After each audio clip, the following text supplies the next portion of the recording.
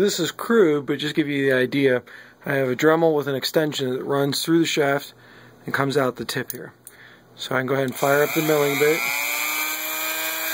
And I can now drive it forward over the steel, bring it down. And I can actually mill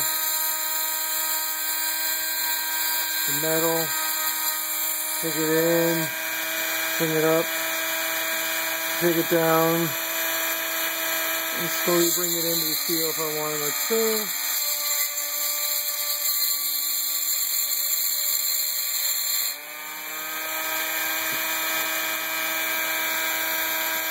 There you have it.